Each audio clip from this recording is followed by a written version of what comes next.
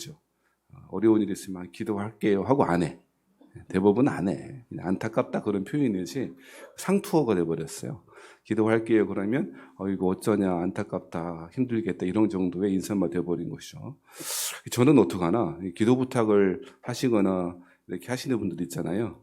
그러면 집에 가서 혼자 기도하는 시간에 혹은 새벽에 하는 게 아니고 그 자리에서 해요. 그냥 잠깐이라도. 그래야 약속을 어기지 않겠더라고. 기도할게요 해놓고서는 안 하는 경우가 태반이잖아요. 그렇게 하면 안 되겠다 싶더라고요.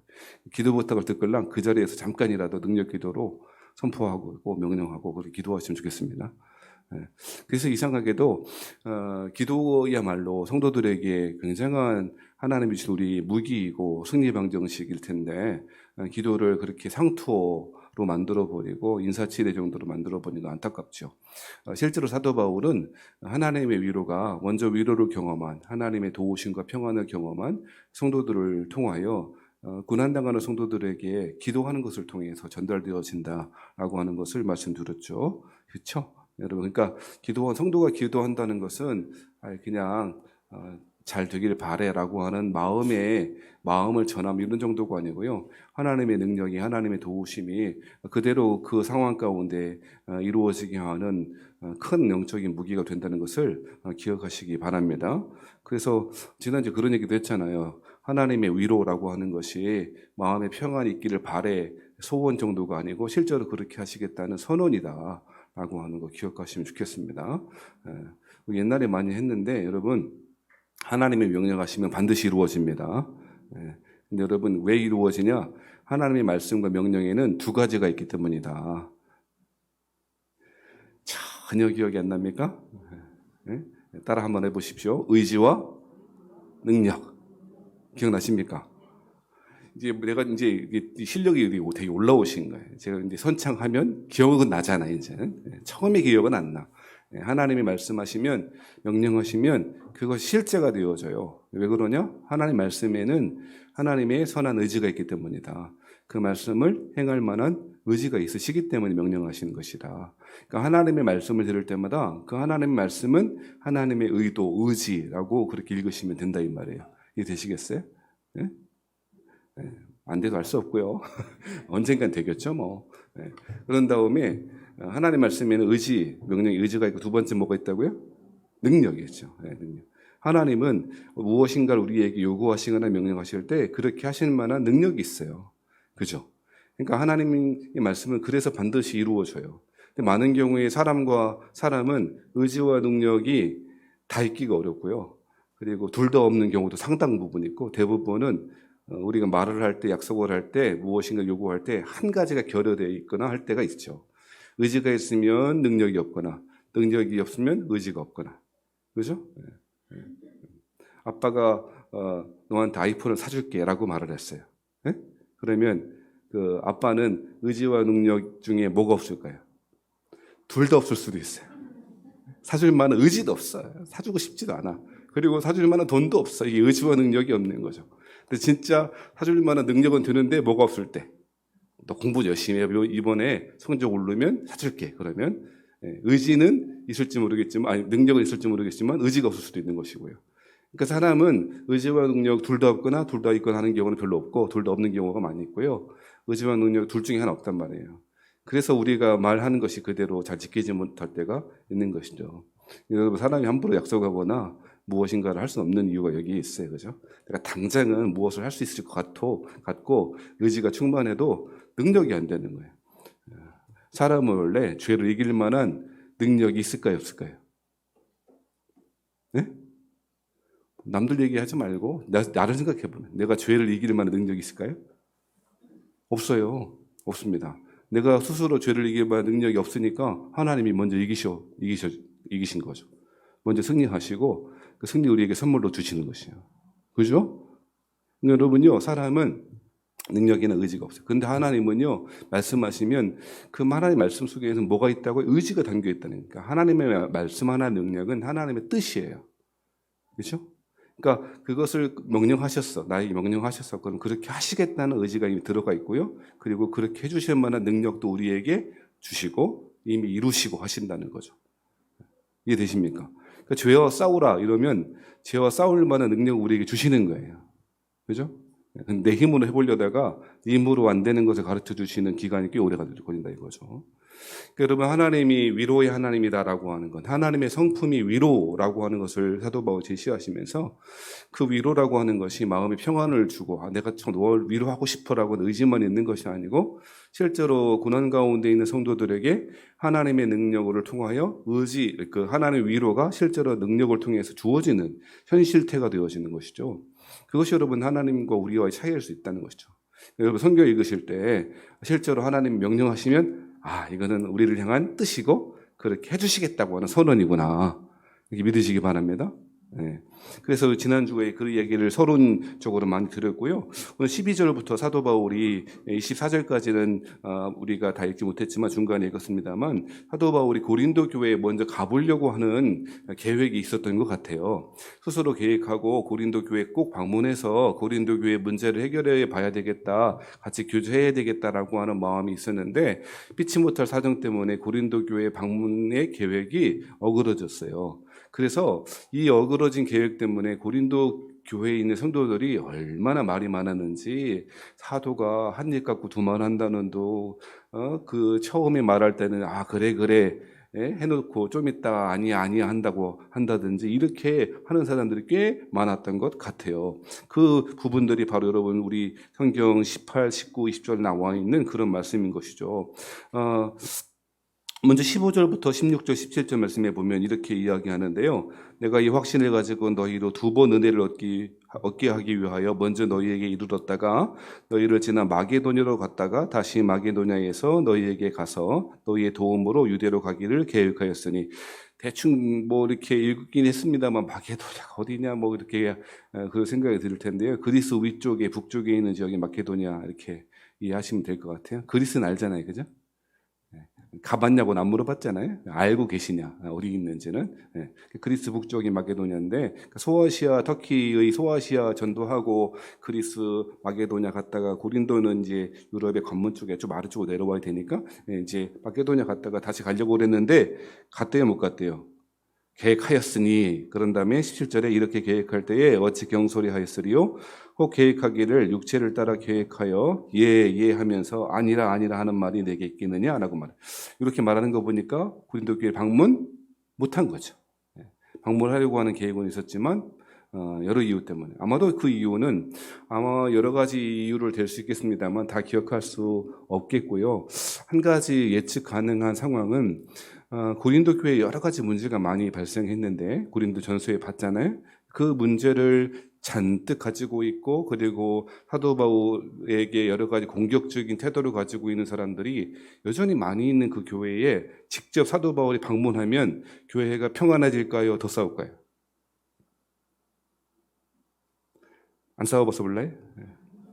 내가 싫어하는 목사님이 설교하러 온대요. 강단에 온대요. 그러면 꿀배기 싫어요, 할렐루야 아멘하고 받아들여요. 뻔할 뻔치 아닙니까? 그러니까 사도 바울이 이러한 상황을 고려해서 전체적인 계획 가운데 고린도 교회를 방문하지 않기로 결심했던 것 같아요. 그래서 이런 얘기를 하는 거죠. 그런데 사람들이 막 설왕설래 사도 한 입 갖고 도말하냐고, 사도 맞냐고 이렇게 공격을 많이 했던 것 같아요. 그래서 사도 바울이 이야기하는 것이 37절 말씀에 뭐라고 하는가? 내가 계획하기 육체를 따라 계획하여 예 하면서 아니라 하는 일이 내게 있겠느냐? 내가 사도 바울이 이렇게 말하는 거예요. 육체를 따라 계획하면서, 인간적으로 그런 말이에요. 육체, 육신, 죄, 몸 이렇게 너무 거창한 생각하지 말고, 인간적으로 내가 여기 갔다 여기 이 사람이 있을 때는 예하고 또 저 사람 만나서는 아니요 그런 스타일이냐 이런 말이에요. 내가 한 입 갖고 두 말하는 사람이라고 너희를 생각하는 거야? 이렇게 말하는 거죠. 참 어떻게 보면 과장이 좀 심한 것 같지 않나. 사도 바울도 이렇게까지 할 필요 있겠나 싶은데, 이 중요한 게, 그러면 사도 바울이 나는 육신적으로 인간적으로 했다가 사람에 따라서 이때는 예하고 다른 때는 노하고 그런 사람 아니야 라고 말할 수 있었던 근거가 어디 있냐는 게 중요해요. 이해되세요? 아니, 왜? 우리 거짓말 많이 하면서 나 거짓말 안 하는 사람이거든? 이런 정도의 차원의 말이 아니고 사도 바울이 이 사람 앞에서는 예, 예, 저 사람 앞에서는 no, 아니야, 아니야 이렇게 말하는 사람 아니야 라고 말할 수 있는 근거는 사도 바울의 근자감, 근거 없는 자신감이 아니고 근거가 있기 때문이라는 거예요.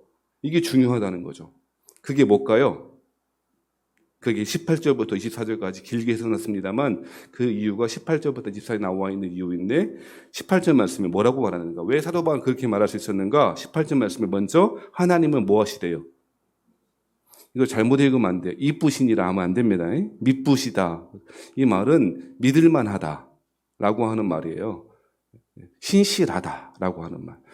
참 이러니 우리 애들이 신실하다, 믿부다, 뭐 도대체 생전 훈민정음 읽듯이 성경을 읽으니까 얼마나 답답하겠어요.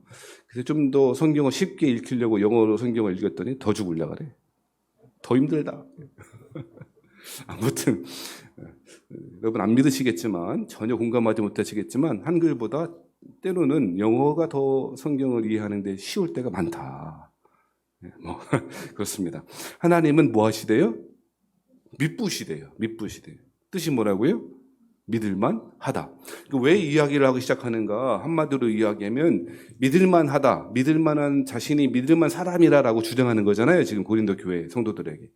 믿을만한 사람이라고 주장할 수 있는 것은 니들 나 봐서 나 경험해봐서 알아 몰라 라고 하는 정도의 차원이 아니고 하나님의 성품이 어떠하시기 때문이고 믿부심, 믿을 만한 사람이기 때문이고 하나님의 자신이 부름받은 하나님을 통하여 구원받았고 하나님의 성령을 통해서 인침받은 사람이고 하나님과 함께하며 하나님과 연합하여 있는 사람이기 때문에 이렇게 말하는 거라고. 좀 길게 말씀드렸습니다만 자신이 쉽게 말씀드리면 하나님의 자녀이고 내 안에 누가 계시기 때문에 성령 하나님이 계시기 때문에 자신은 자신의 계획대로 여기 갔다가 저기 갔다가 이렇게 가볼까? 저렇게 가볼까? 하는 사람이 아니라는 거예요. 자신은 성령의 사람이고 성령이 이끄시는 대로 실제로 다니는 사람이라는 사실을 이렇게 표현하고 있는 거죠. 이해되시면 하면. 그래서 여러분 19절 말씀이 이렇게 말하는 거예요. 우리 곧 나와 실로아노와 실로아노는 그 라틴식 발음이고요. 우리 바울과 하면은 디모데 하는 뭐 그것도 맞긴 한데 감옥에 갇혔던 사람 바울과 신라를 로마식으로 발음하면 실로아노 이렇게 되는 거거든요. 그 신라예요. 우리 곧 나와 실로아노와 디모데로 말미암아 너희 가운데 전파된 하나님의 아들 예수 그리스도는 예하고 아니라함이 되지 아니하셨으니 그에게는 예만 되었느니라. 왜 이야기하고 있습니까? 내가 인간적으로 이렇게 했다가 저렇게 했다가 이 말했다 저 말했다는 사람이 아니야. 하나님 믿부신 분이에요. 그런데 하나님께서는 모든 일을 어떤 분이시라고? 예하시는 분이라고. 이 말은 오해하시면 안 되는 게 긍정의 힘을 가져라, 예하는 믿음을 가져라 그러면 실제로 예가 될 거라고 하는 말이 아니에요. 이 얘기는 하나님은 한 입 갖고 두 말 하시는 분 아니지 않냐. 지금 쉽게 말씀드리면 그런 얘기가 는 거예요. 하나님의 말씀 가운데 변개하지 않으신다는 거예요. 하나님의 선포하시면 그대로 뭐 한다? 이루어진다는 말이에요. 좀 전에 말씀드렸지 않습니까? 하나님의 말씀에는 하나님의 명령에는 뭐가 있다고요? 10분 전에 의지와 능력이 있기 때문에 하나님 말씀이 우리 안에 올 때는 예가 되는 거죠. 이해되시면 하면. 사도 바울이 나는 원래 그런 사람 아니야 라고 자기 주장을 하는 것이 아니고 하나님의 성품 가운데 믿부신 하나님은 우리 믿부심, 믿을만함, 신실함이 하나님의 성품인데 자신 안에 누가 계시기 때문이다. 하나님이 계시기 때문이고 하나님의 인도를 받는 사람이다 라고 말하는 거예요. 뭐 이렇게 설명을 드려도 사도 바울 너무 좀 교만한 거 아니야?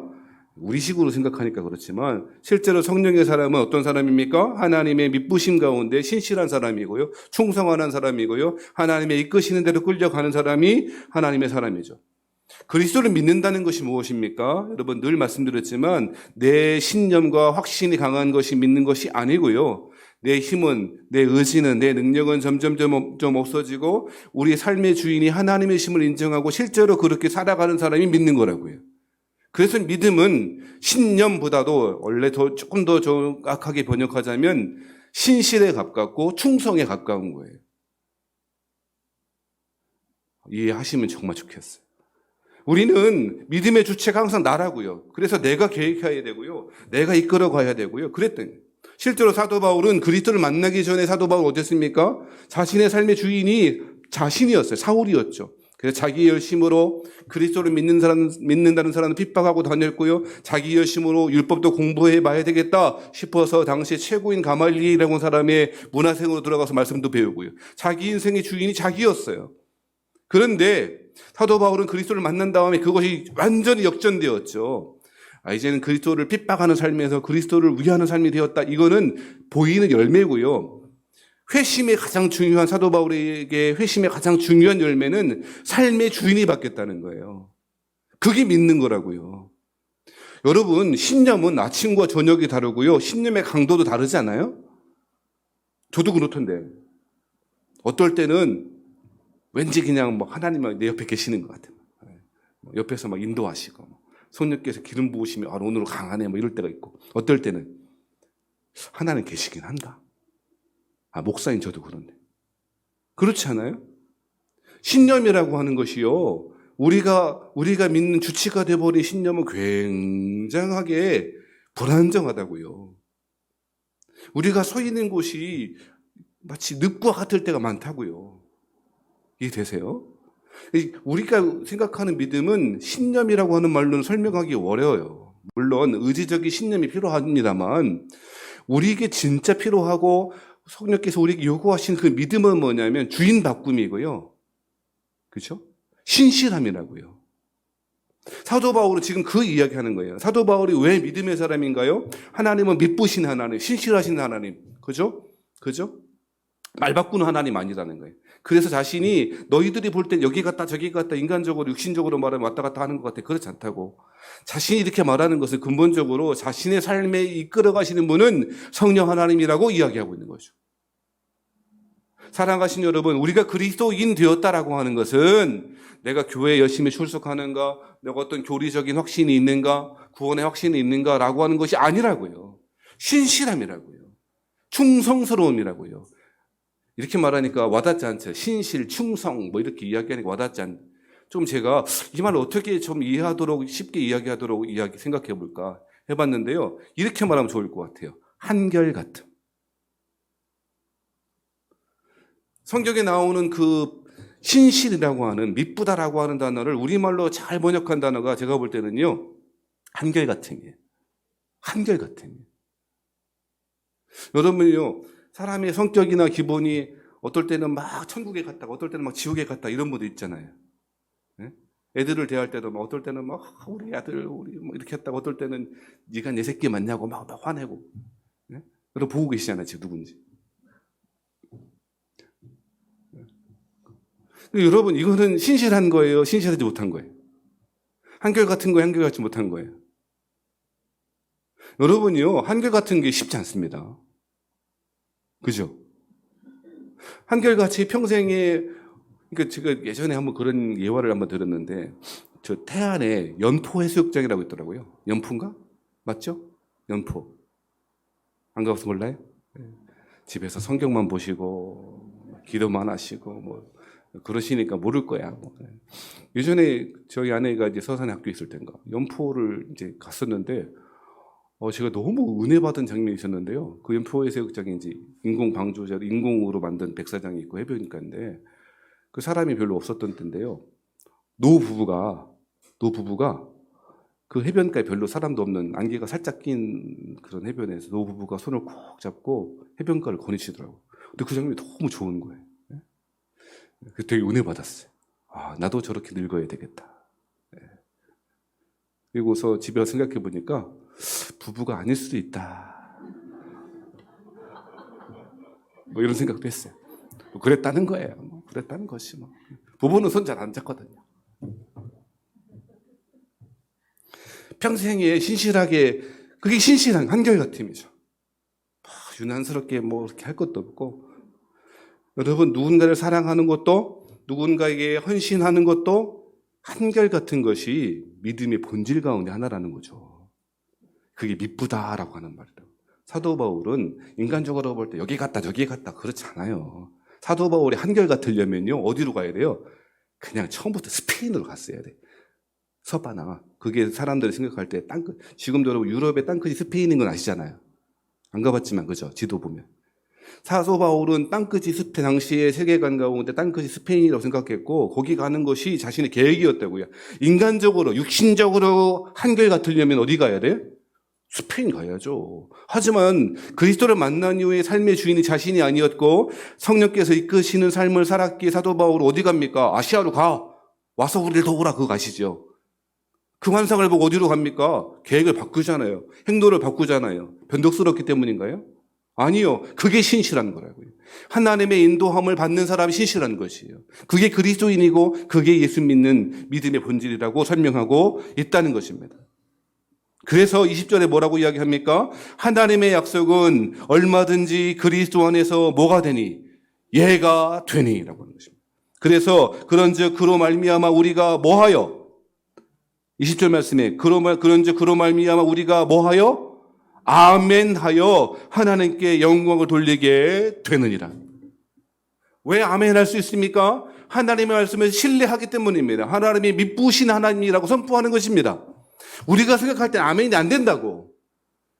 나의 성품이나 나의 상황이나 여러 가지 우리 주변에 있는 상황을 보면 아멘이 안 된다고. 하지만 하나님 안에서는 모든 것이 뭐다? 예스! 그러므로 우리가 아멘하는 순간 우리는 하나님의 성품에 동참하는 거죠. 하나님 미쁘심을 우리의 삶으로 우리의 입술로 고백하는 거라고요. 그러니까 여러분 아멘 하세요라고 하는 말이 목사님이 설교 좀 잘하도록 좀 튀임새를 넣어주세요가 아니라고. 판소리 하면 우리 판소리 하는 분이 있고 옆에서 고수라고 있잖아요. 고수만 북만 쳐요 아니면 뭐라고 해요. 뭐 좋다고 그러고 얼쑤 막 이러고 그러잖아요. 여러분 자꾸 어떤 뭐 오해하더라고. 말씀을 들을 때나 기도할 때나 중간중간에 아멘 하실 텐데 아멘 하는 것이 목사님 아이고 잘해보셔 힘 좀 내보셔. 고수의 그 추임새가 아니라고요. 그 하나님의 말씀이 신실합니다. 믿을만합니다. 그 말씀이 그대로 이루어집니다. 그것이 우리의 신앙 고백으로 말씀을 들을 때 기도할 때 우리 입술을 통하여 드리는 하나님의 영광이 된다는 것이. 이해되십니까? 그러니까 여러분요 설교 들을 때 아멘을 자꾸 해야 돼요, 안 해야 돼요? 아멘은 또 안 믿어지는데 어떻게 아멘해요? 아니 그러지 말고 제가 자꾸 신앙의 원리를 말씀드리잖아요. 아멘해야 믿어지는 거지 믿어져야 아멘하는 게 아니에요. 언제 믿어졌건디요? 자꾸 졌습니까? 자꾸 사투리를 언제는 믿어졌어요? 아니지 않습니까? 우리 삶을 돌이켜보면 믿어집니까? 아니 여리고성은 돌아 하루에 한 바퀴씩 돌아 7번째 날 7바퀴 돌아 그리고 와 소리져 그럼 무너져 믿어져요 그게? 전혀 안 믿어지고 말이죠. 그러니까 어떻게 해요? 하나님이 이스라엘 사람들에게 뭐라고 특별한 명령 여호수아에 보니까 뭐라고 그래요? 에? 이거 한 12번도 더 했어요. 하나님이 여리고성 돌 때 특별한 명령을 더 하셨다고. 하루에 한 바퀴씩 돌아 이런 것만 하지 말고 뭐라 그래서? 에? 너희 뭘 하지 마라 말하지 마라. 음성을 들리지 말라. 옛날 성경을 외워갖고 음성을 들리지 마라. 이 얘기는 아예 말하지 마. 침묵하라는 거예요. 왜 침묵해요? 그 명령을 안 주셨으면 미쳤네, 돌았네, 성 돌다 돌아버리겠네. 야 너는 저게 믿어지냐? 말도 안 된다. 이게 도대체 뭐냐?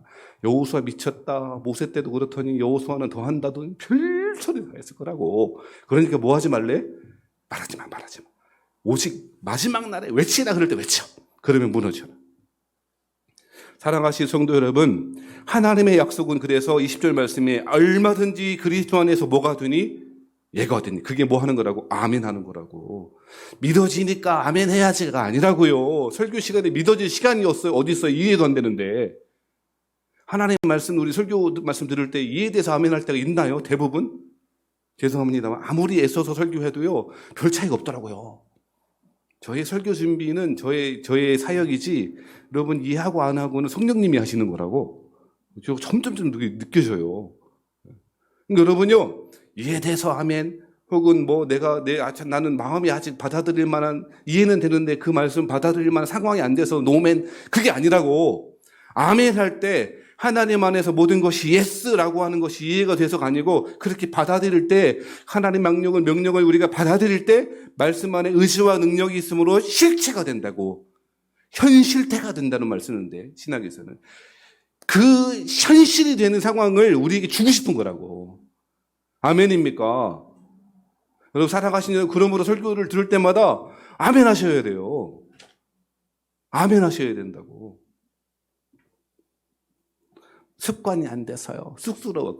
언제는 하거나 말거나. 그러면 여러분, 우리에게는 보이지 않는 현실이, 이해될 수 없는 현실이 예스.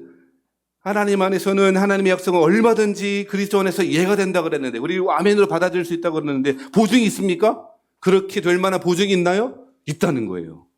그것이 21절 말씀입니다. 21절, 22절 말씀 같이 읽어보겠습니다. 시작. 우리를 너희와 함께 그리스도 안에서 굳건하게 하시고 우리에게 기름을 부으신 이는 하나님이시니 그가 또한 우리에게 인치시고 보증으로 우리 마음에 성령을 주셨느니라. 하나님의 말씀이 얼마든지 이해가 된다. 아멘 할 때 그것이 현실화가 된다라고 말씀하시는데 보증이 있냐고? 있다는 겁니다.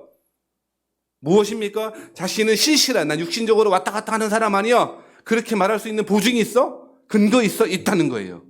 21절에 우리를 너희와 함께 그리스도 안에 굳건하게 하세요. 여기 굳건하다는 말이 앞에 있는 말로 바꾸자면 무슨 말 되겠습니까? 18절 말씀에 미쁘다라고.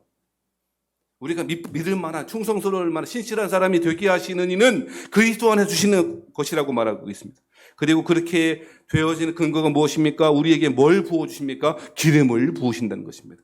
기름을 붓는다라고 하면 지금 시간 없으니까 자세히 설명 못하지만 성령 하나님의 임재와 성령 하나님 충만하게 하심을 기름 부으심이라 그래요. 그죠? 우리의 안에 뭐가 있다는 거예요? 기름 부으심이 있기 때문이라는 거예요. 기름 부으심이 있기 때문이라는 거예요. 우리 집에 3번 딸이 저하고는 뽀뽀를 잘 안 하려고 그래. 이유가 뭐냐?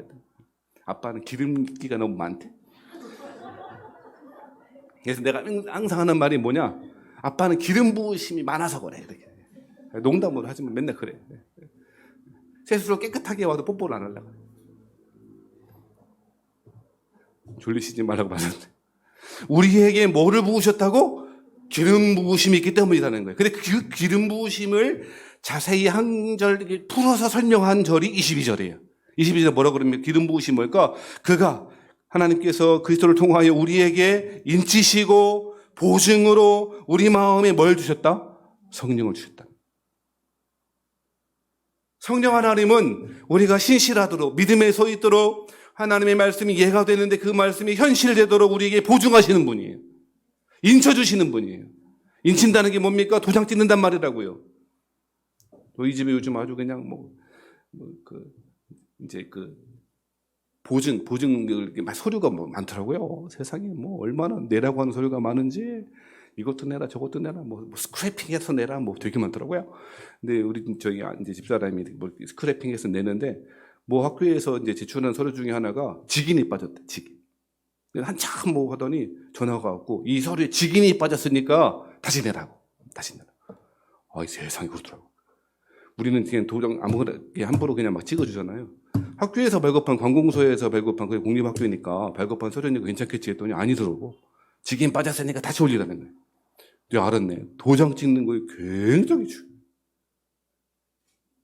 여러분 도장 함부로 찍어요? 신중하게 찍어요? 도장 한번 찍으면 바꿀 수 있어요? 안 바꿨어요? 못 바꿔요. 이혼을 계획하시는 성도 여러분, 도장 함부로 찍으면 돼요? 안 돼요? 도장 찍어! 맨날 도장 찍으래. 도장 찍어. 그 말로는 헤어져. 그렇게 100번 해야 소용없어. 도장 찍기 전까지는. 그죠? 우리가 신실하게 되어지는 이유가 뭔가? 성령께서 우리에게 보증으로 뭘 찍으셨대요? 도장 찍었대.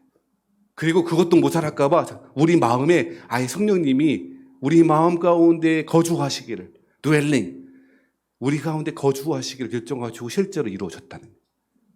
사랑하신 여러분, 그러므로 하나님의 사람들은 믿음의 사람이고 믿분 사람이에요. 그래서 성령께서 우리의 삶을 이끌어 가시는 것이죠. 그렇기 때문에 이해할 수 있다는 말이에요. 힘으로 안 되지. 내 의지로 안 되지. 제가 조금 전에 그 말씀 드렸잖아요. 죄와 싸워서 이길 수 있냐고. 못 이긴다니까요. 못 이긴다니까요. 하지만 그리스도 안에서 성도들은 이해할 수 있습니다. 아멘할 수 있습니다.